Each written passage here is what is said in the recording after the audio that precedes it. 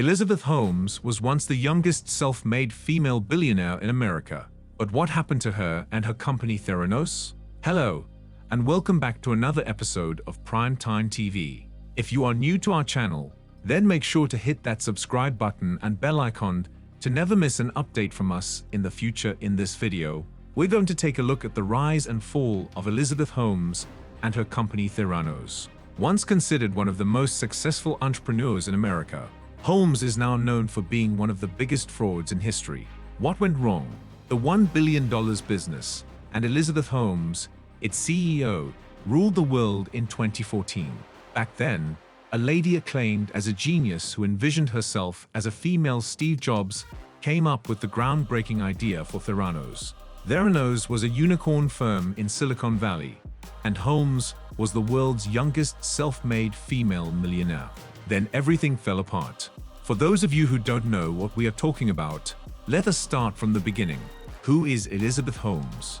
Theranos was founded by Elizabeth Holmes, who also served as its first CEO.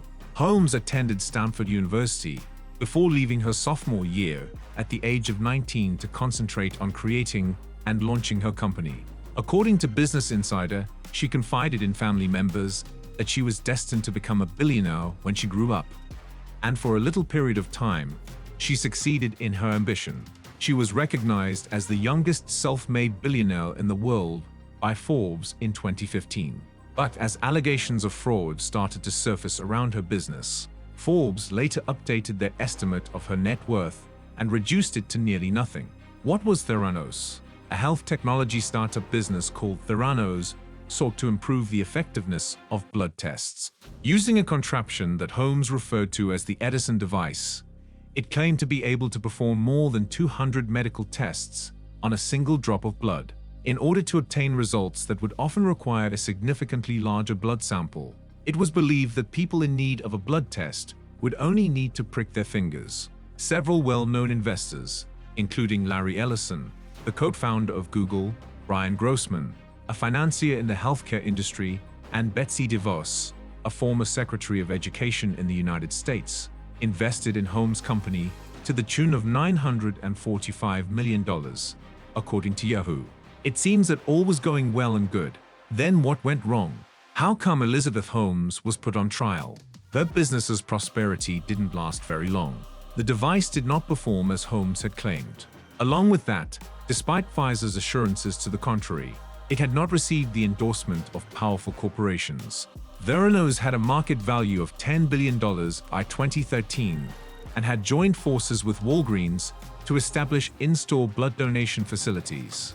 According to Entertainment Tonight, the company also collaborated with Emory Health Caritas, Capital Blue Cross, and the Cleveland Clinic. Holmes was consequently charged with 2 counts of wire fraud conspiracy and 9 counts of wire fraud. She was found guilty on 3 charges of wire fraud and 1 count of conspiracy to commit wire fraud on January 3, 2022, following at least 4 postponed court dates throughout 2021, according to Insider. Elizabeth Holmes, the founder of Theranos, had asked for a new trial, but the judge turned it down on November 7, 2022, according to the New York Times.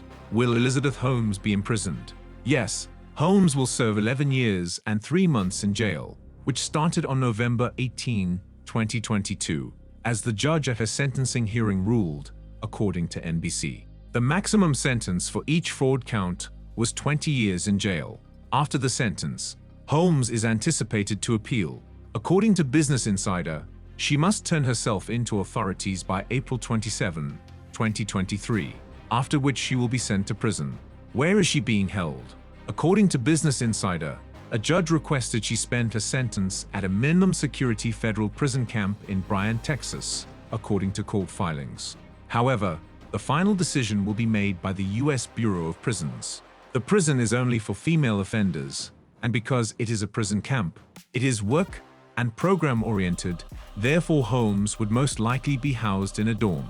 Elizabeth Holmes was once a celebrated businesswoman, but her fall from grace has been dramatic and harsh.